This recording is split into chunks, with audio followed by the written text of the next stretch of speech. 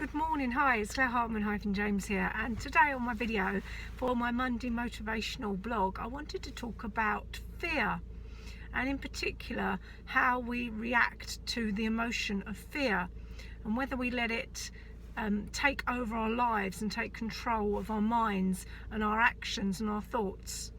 So first of all, I wanted to talk about actual fear itself, the emotion of fear, and the fact that there are different types of fear. You've got irrational fears where your imagination goes absolutely crazy and you come out with all sorts of ideas.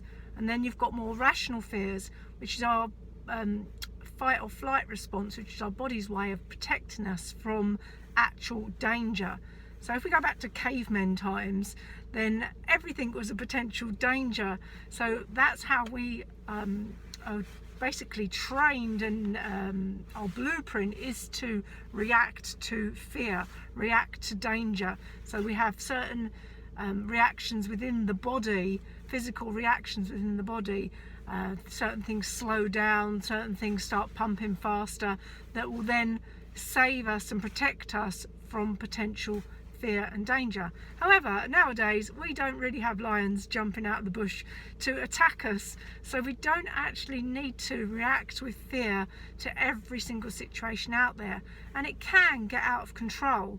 It can get out of control. Anxiety can lead to panic attacks. So I talk about my own personal situation. 10 years ago I had postnatal psychosis. So in the lead up to this illness, this mental illness, I was going through a really stressful time. We were selling my house, our house, my husband's house actually at the time. We were selling his ex-marital home. I was pregnant. My sister, who I've now lost, was very ill. So there was build up of stress. And in my mind, I wanted us to be in our little new house. I wanted us to start afresh, and I wanted my baby to be born in the new house. So I put myself under a lot of pressure, and I had a build up of anxiety and stress that I didn't deal with very well at the time, and I let get on top of me.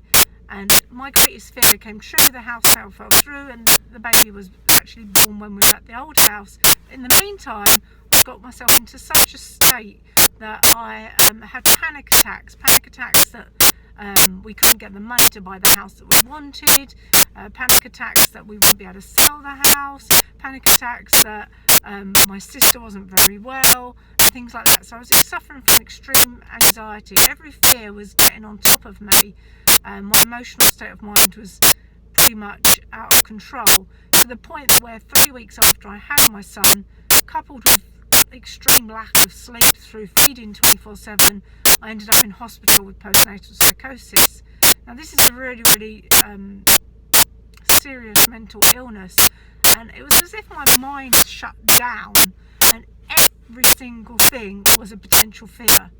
So I didn't have any sort of levels of being able to look at things more rationally, and everything was irrational. My imagination was crazy. I was scared of the dark. I was scared of leaving the house. I was scared of being with my baby. I absolutely feared everything. Now in the hospital they put me on strong antipsychotic drugs. However, due to my own personal feelings, I came off those really quickly, and I learned to face those fears gradually. Now something that I did that helped me, and this is more by instinct, and it's something that I've really got more heavily involved with recently, is I learned to breathe and meditate my way through the fears. And the number one fear I had was actually going to sleep. Not actually just like being asleep, but actually going to sleep, closing my eyes and going to sleep, thinking that, my imagination's going crazy, thinking all sorts of dark and horrible things are going to happen to either me, my family, or my child. So in order to help me slow my mind down and get more into touch with reality, I learned to breathe deeply. This helped me then control and feel that emotion of fear within my body rather than within my mind. So a lot of the fear itself gets exaggerated. The irrational fears get exaggerated in the mind, and the imagination goes crazy, and we come up with all sorts of scenarios of what can happen. So something I found that helped me was by leaning into my fear and feeling it in my body and breathing through it and being kind to myself and breathing through it, so that I relaxed my body, relaxed the sensation of fear within my body before it went crazy in my mind. So that's something that I would highly recommend to anybody who's facing any irrational fears before they go completely wild and out of control in your mind, is to focus on the feeling of fear. And this, since I've recovered, it's quite a while now, 10 years ago, so since I've recovered, I've got into the law of attraction and more recently into mindfulness, and I've learned that the practice of mindfulness and meditation and being in the present moment and leaning into the actual pain or anxiety or stress or negative emotion in your body and feeling it within your body lessens some of the power of that emotion and enables you to regain some calm, some peace of mind, enables you to think more rationally about the situation and face it head on rather than it go crazy and irrational in your mind. So I hope that helps you a little bit. I'm going to write a blog on this today, and a lot of it's based on my own experience, so I can only share with you what's happened to me, and hopefully that can help you.